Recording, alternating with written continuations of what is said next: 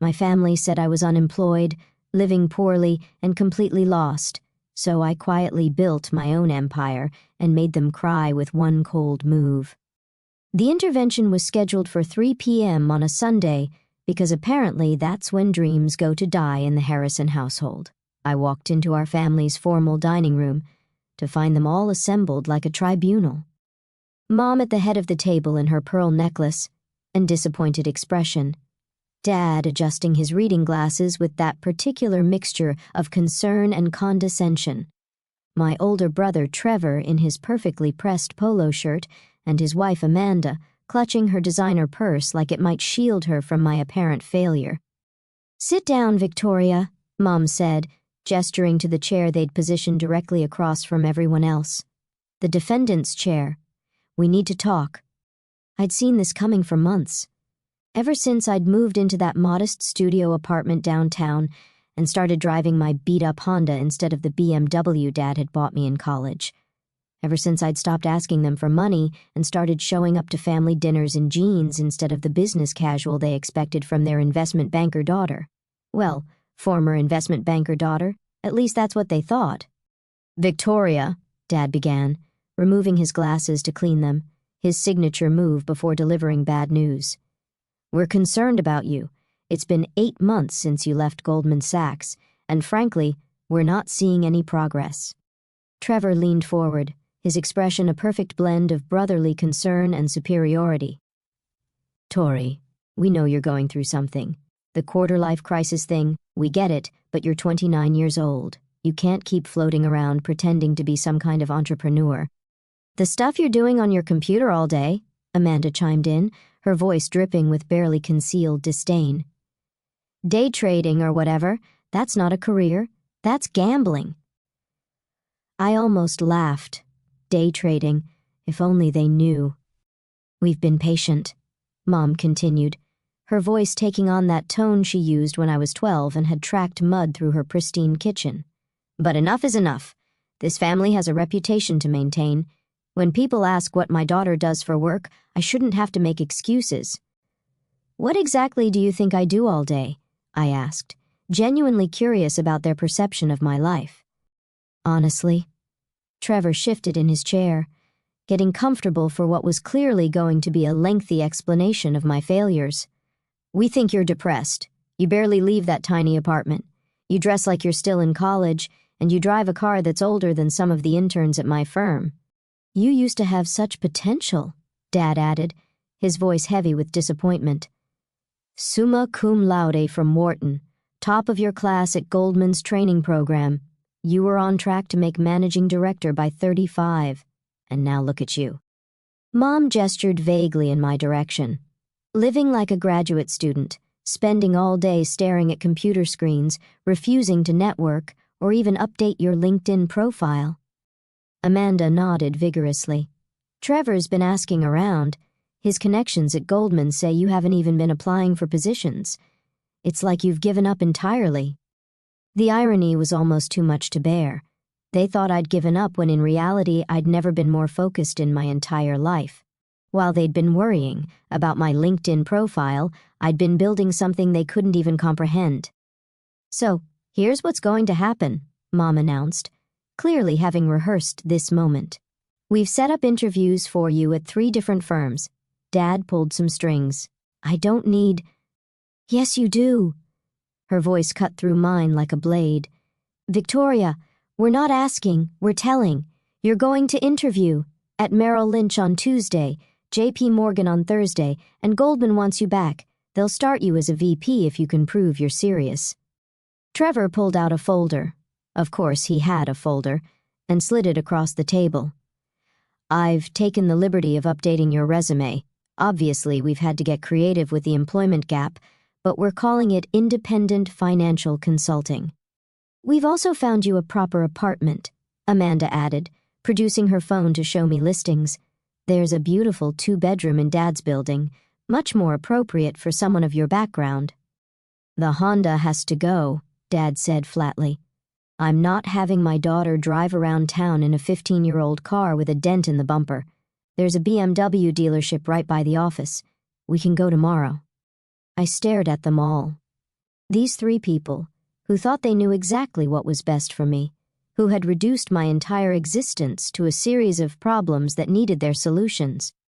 They saw my modest lifestyle as failure, my independence as delusion, my contentment as depression. "And if I refuse?" I asked quietly. The silence that followed was deafening. "Then we're done enabling you," Mom said finally. "No more family dinners until you get your act together. No more invitations to holidays or events. And absolutely no financial support if you change your mind about needing help." "Victoria," Dad's voice was gentle but firm. "We love you, but we can't watch you waste your life anymore. You're intelligent. You're educated. You have every advantage in the world. There's no excuse for living like this." "Living like what, exactly?" "Like a failure," Trevor said bluntly. "Like someone who's given up on having any real impact on the world." That's when my phone buzzed. I'd been expecting the call, third Sunday of the quarter, always right around 3 p.m. Eastern. My investment banker at Goldman Sachs. Ironically enough, though he worked in a completely different division than where I used to be employed. "Excuse me," I said, glancing at the caller ID. "I need to take this." "Victoria, we're in the middle of a serious conversation," Mom protested. "I know," I answered the phone. "Marcus, perfect timing." "Ms. Harrison, I have fantastic news." Marcus Chen's voice was practically vibrating with excitement. "Your hedge fund just cleared $3.8 billion in profits this quarter. The quantum computing investments you made 18 months ago are paying off spectacularly. Microsoft's acquisition of that startup you backed early has alone generated nearly $800 million in returns." The room had gone completely silent. I looked at my family's shocked faces and smiled. "That's wonderful news, Marcus. Put it on speaker so my family can hear the details."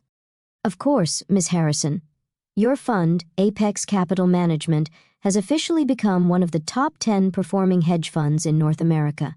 The artificial intelligence healthcare portfolio is up 340% year over year, and the renewable energy investments have exceeded all projections." Trevor's mouth was hanging open. "What about the real estate acquisitions?" I asked, maintaining eye contact with my mother. "Extraordinary.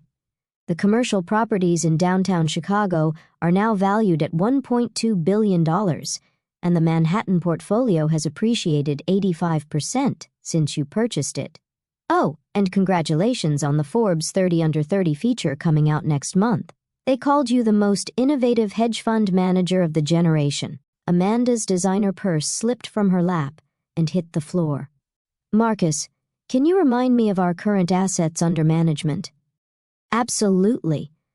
As of market close on Friday, Apex Capital Management oversees $12.7 billion in assets. Your personal net worth, including your holdings in the fund and real estate portfolio, is approximately $4.1 billion. You're officially one of the youngest billionaires in financial services history." The silence in the room was profound. "Thank you, Marcus.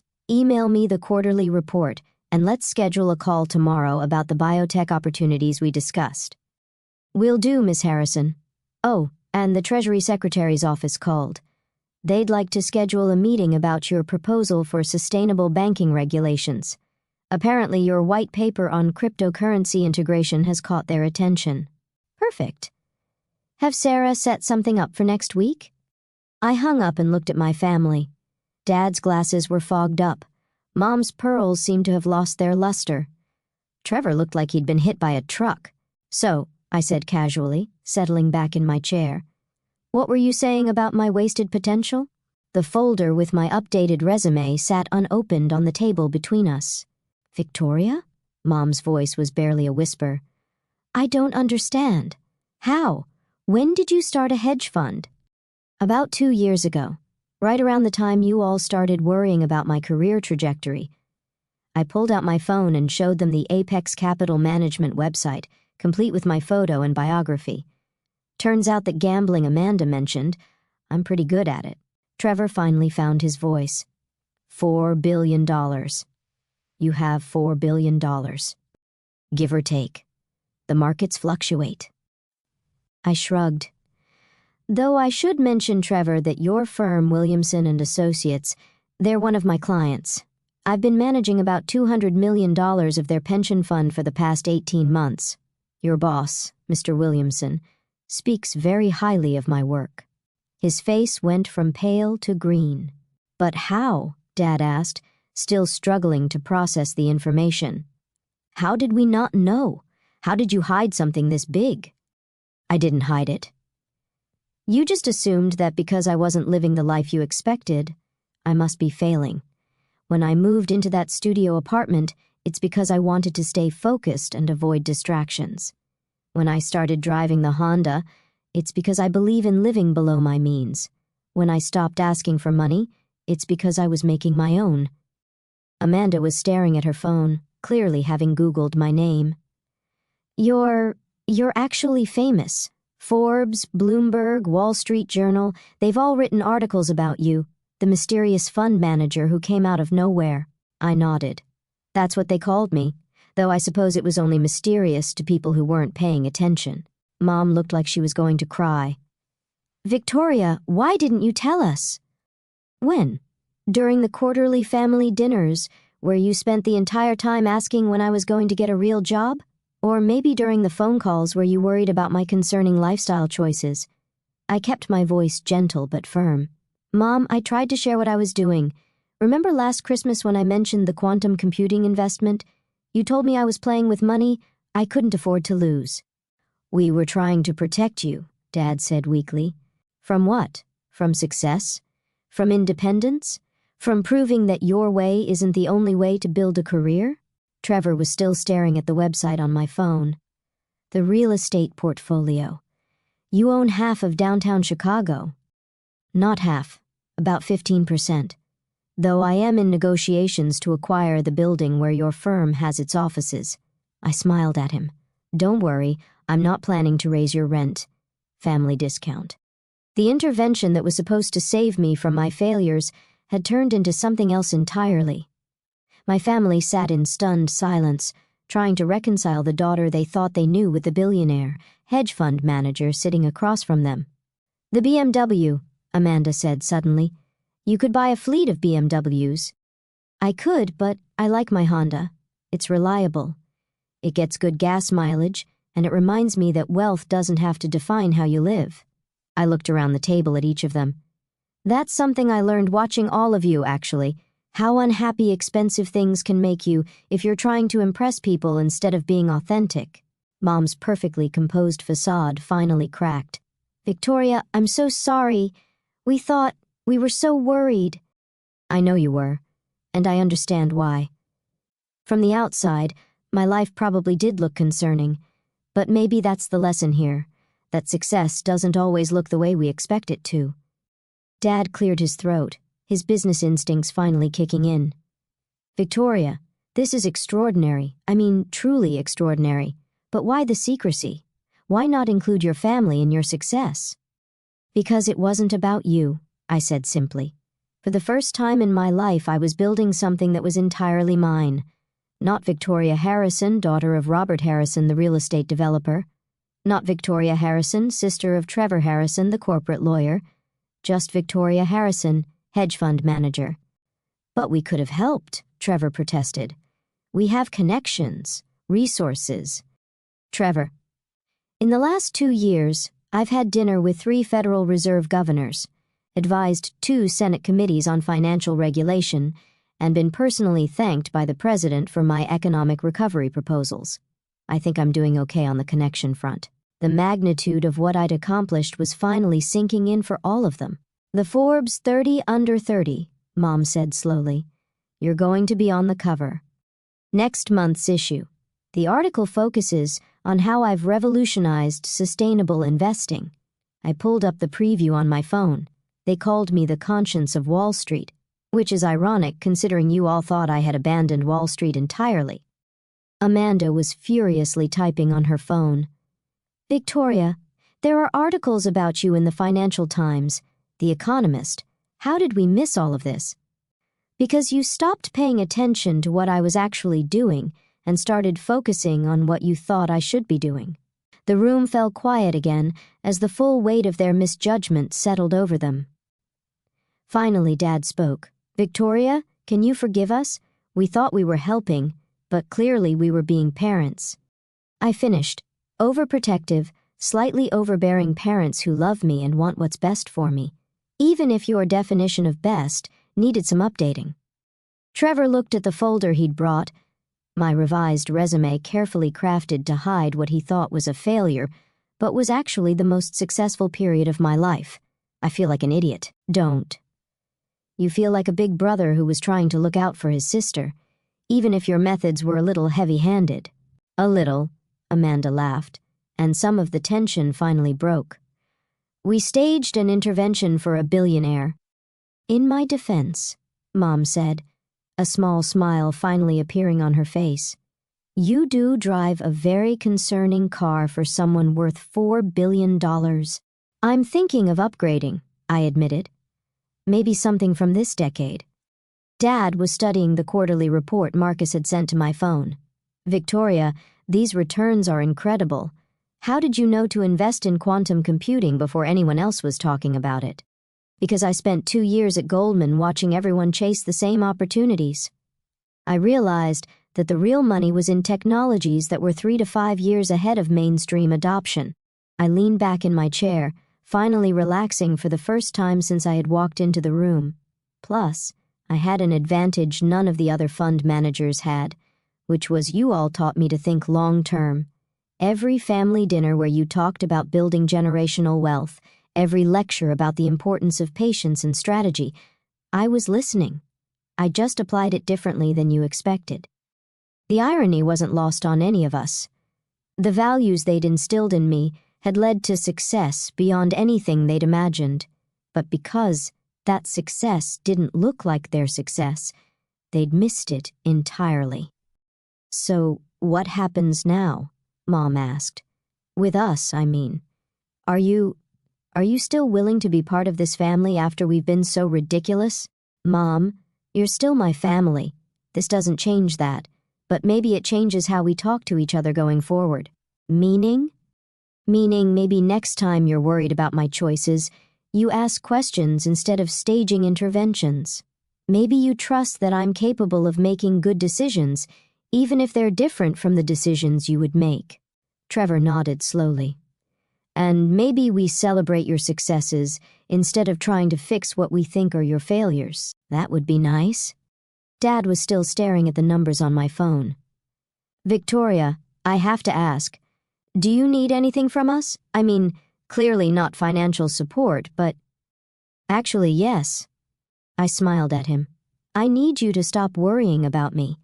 I need you to trust that I know what I'm doing, and I need you to understand that my version of success might not look like yours, and that's okay."